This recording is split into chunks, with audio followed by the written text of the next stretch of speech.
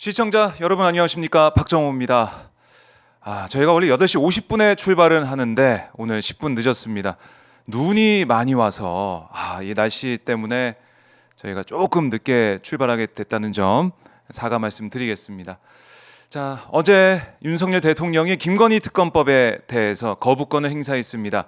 벌써 세 번째 거부권을 행사를 하면서 다음 달 10일 재의결이 지금 진행이 되겠는데요. 국민의힘에서는 단일 대오로 이탈표가 없다라고 얘기를 하고 있고, 민주당에서는 한동훈 대표의 당원 게시판 논란, 이 논란이 점점 커지면서 결국 친윤 친양계의 분열이 있는 게 아니냐, 그 결과 이탈표가 나올 수 있지 않을까라는 생각을 하는 것 같습니다.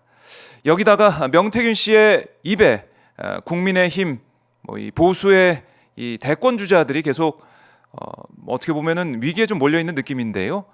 이준석 의원, 또 오세훈 서울시장까지 계속해서 관련 녹취 또 여러 가지 증언들이 쏟아지고 있습니다.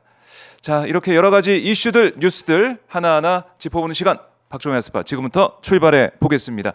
손병관 기자 전화로 연결돼 있습니다. 자, 손 기자 전화로 연결을 해보죠. 손 기자 안녕하십니까?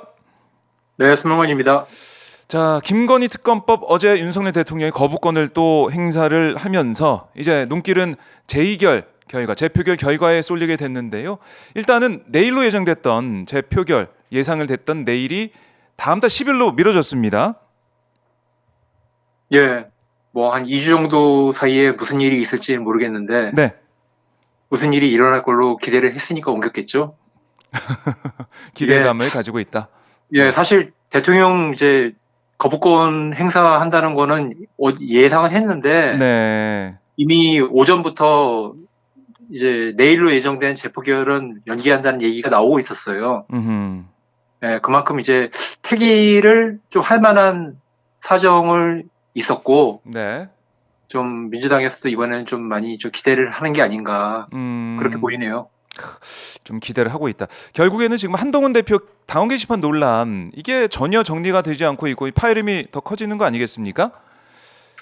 예, 사실 이제 그저께가 좀 제일 컸던 것 같은데 공개석상에서 이제 최고위원하고 이제 한 대표하고 좀 맞받아치고 이제 그런 것까지 나오고 나서 네. 사실 그날 여당은 다 그거 가지고 이제 기사 쓰고 그랬던 것 같은데, 그럼요. 예. 예, 이런 상황까지 보고 일단은 표결을 연기를 했고, 뭐 저는 일단은 추경호 원내대표 같은 경우가 사실 이게 같이 합의해가지고 날짜를 옮긴 건데, 네. 왜 이걸 합의를 해줬을까 하는 생각도 들더라고요.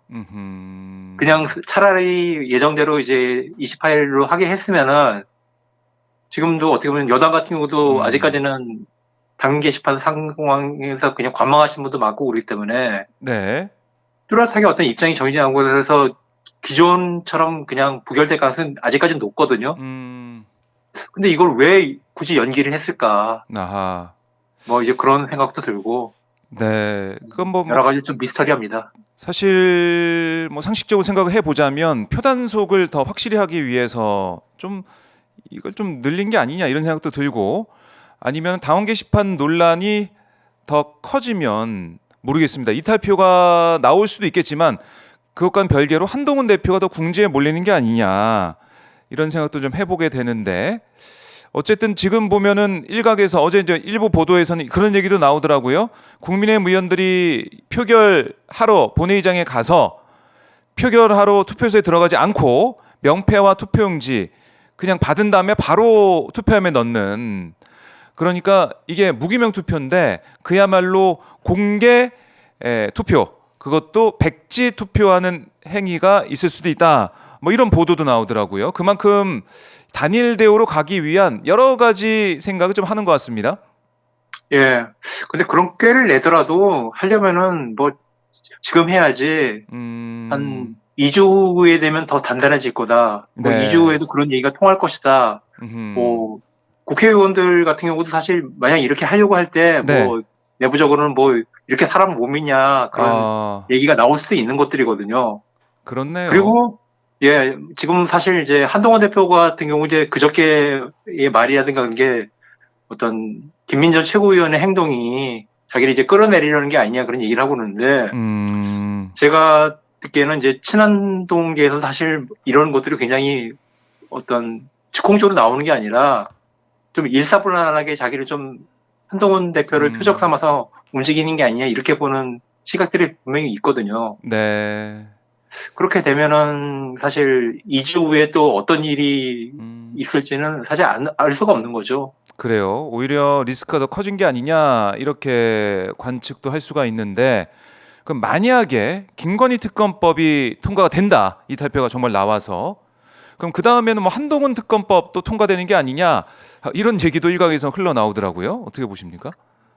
그동안에는 이제 김건희 특검법에 집중을 하고 네. 한동훈 특검법 같은 경우는 사실 조국 혁신당에서만 계속 얘기가 나오고 그랬었는데 좀 일단은 김건희 특검법이 좀 교착 상태인 그런 부분도 있고 네. 한 대표를 이제 좀 흔들어 보겠다는 그런 생각으로 민주당에서도 뭐 양문석 의원 같은 분이 거기에 대해서 좀 동조를 하는 것도 있는 것 같아요. 과거에는 한동훈 대표 이제 딸의 이제 뭐 부정 입학 논란 그렇죠. 그런 거에만 있었다면은 네. 지금 같은 경우는 이제 단계 논란 같은 것도 한번 이거 좀 진상을 좀 살펴야 되지 않겠냐 그런 식으로 야당 입장에서 좀 흔들어 볼 수 있는 것들이거든요.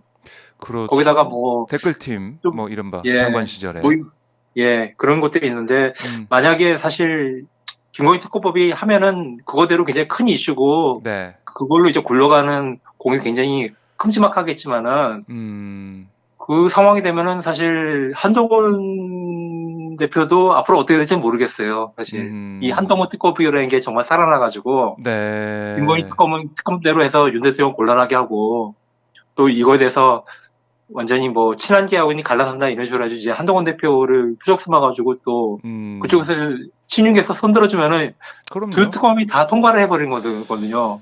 아, 그래요. 그럴 경우는 굉장히 여당이 굉장히 좀 어려워지는 상황인데 사실 이 모든 어떤 위기의 출발점에 있는 게 어떻게 보면 최근에서는 이제 한동훈 대표인데 네. 한 대표의 행동에 대해서는 사실 모든 언론 중에 다 그래 한 대표 말이 맞다 이 정도 적다 이렇게 얘기하는 신문은 제가 못 봤습니다.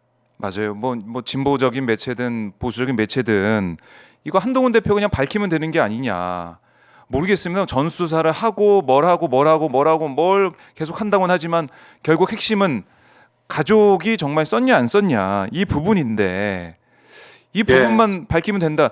이거는 거의 뭐 대한민국 모든 사람 뭐 성향의 뭐 지지 정당에 할 것 없이 다 똑같은 얘기는 하는 것 같아요. 예, 뭐 지금 아예 뭐 장해찬 전 최고위원 같은 사람은 네. 한동훈 대표 부인이 한 거다. 그런 식으로 이제 지목을 했고 예. 딱 한 가지 질문만 하면 되잖아요. 부인한테 당신이 썼냐 안 썼냐. 이제 부인한테 예, 바로 물어봐라. 예, 근데 그 얘기 자체를 하려고 하면 한 대표가 입을 꼭 닫거나 그냥 얘기를 자꾸 빙빙 돌리고 오히려 본인을 이제 죽이려는 음모다라는 식으로 이제 얘기를 하기 때문에 네. 이게 정말로 얘기가 엄청 커져버리는 거죠.